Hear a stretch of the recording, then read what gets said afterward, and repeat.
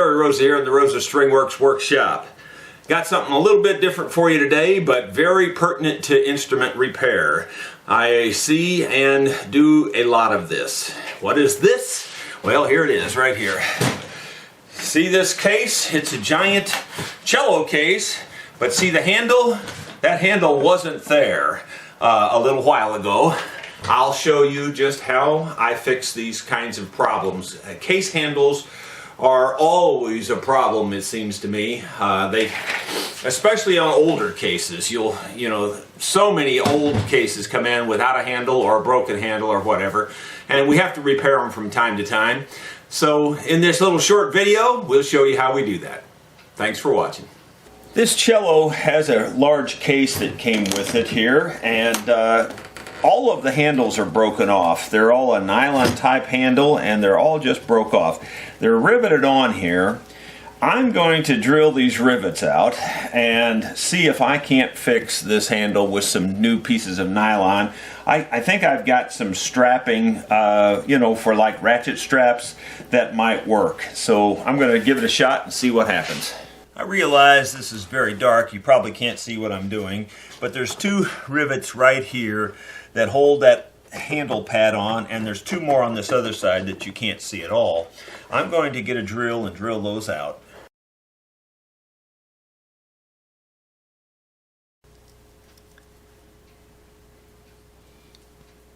Well, I was able to drill those off without any problem at all. But the part I didn't count on was that I thought this plastic would come apart and this was just squeezed in there, but apparently it's fused to these handles. So doing anything with this is going to be tough at best. I'm going to see if I can pry them open, but I don't think they're going to open up. I'm pretty sure they're fused together, so I think we're kind of up against it on these pieces. I've cut a piece of webbing. I haven't burnt the ends yet. I'm going to melt these in so that they don't fray out. I will do that off camera probably. What I'm thinking I'm going to do is I made them long enough that I can bend this back over like so, and then I will put these on top of that and leave this back end stick out just a little bit so that it's thicker and it won't pull through. I'll put holes through here with a hot nail, and that way I'm not drilling the holes. A hot nail will melt this stuff and it shouldn't fray.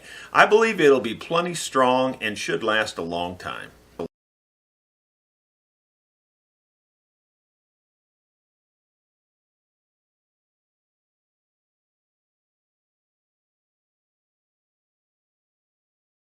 I've got a far more elaborate setup here than I really need, but in order to film this, I've got my torch here in the foreground of the camera, and we're going to strike it now.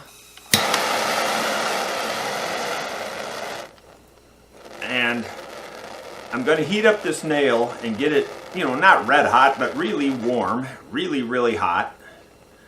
And then I will take this nail and just poke it through this nylon. I've done this before. I haven't done it for a case handle, but I've done it many times before, and it works pretty good. So just trying to get it good and hot. And we just stick it right straight down through. Not quite hot enough, you have to go through 2 layers, but almost. There we go.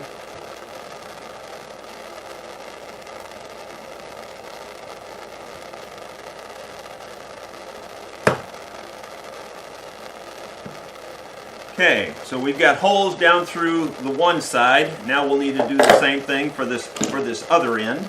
Okay, we're going to try to do this other end now. I'm just going to try to hold it in my hand and do it. Might be a bad idea, but it's just too hard to rig up all this stuff. I'm going to get it really good and hot this time so that it shouldn't have any trouble going through.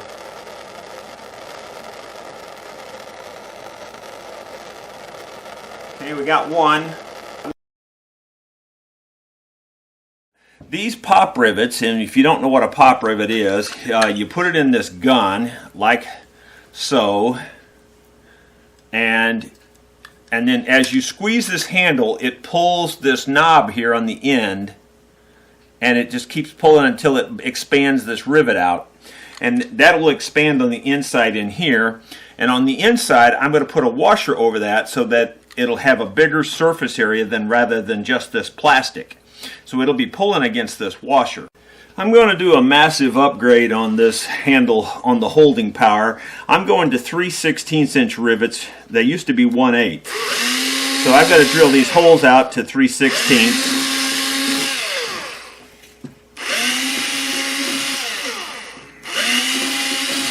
And that means I'll have to drill out these plastic pieces.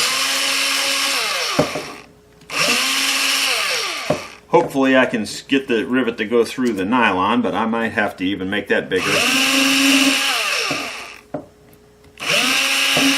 Okay, let's see. I don't know if it'll go through the nylon or not. It's going to be a stretch.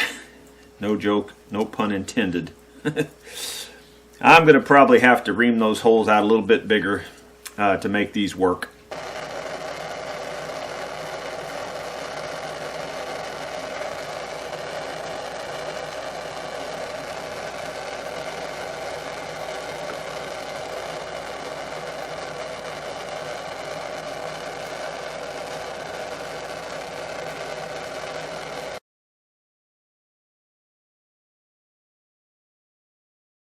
I went 64th bigger than that 3/16. I'm not even sure what that is, to be honest with you, without looking here.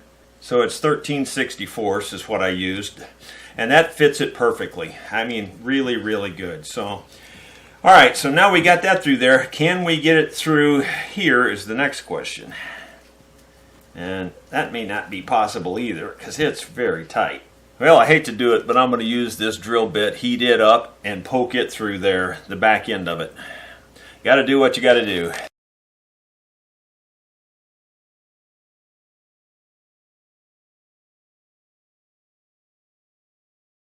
We might have success now, finally.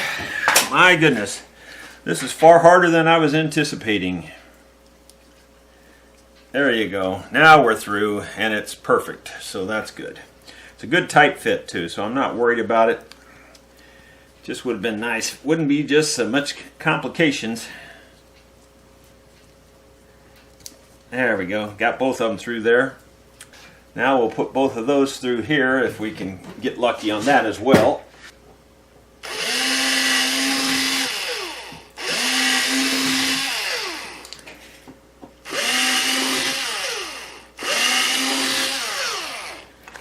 So we drilled all those out.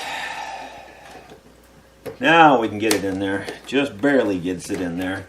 And the rivets are just long enough. They're not any too long. And I've got a washer that will go on the inside and go over that pop rivet, so when it pulls it up, it's pulling it up against the washer.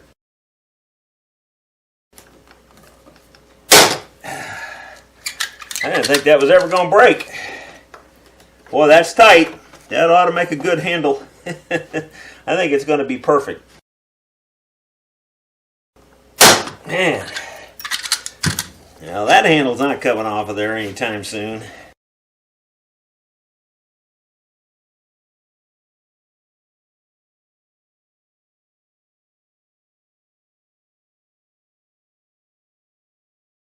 Now, I'll just get some black paint. I've got some little black model paint, and I'll just paint those black because I didn't have any black rivets, obviously.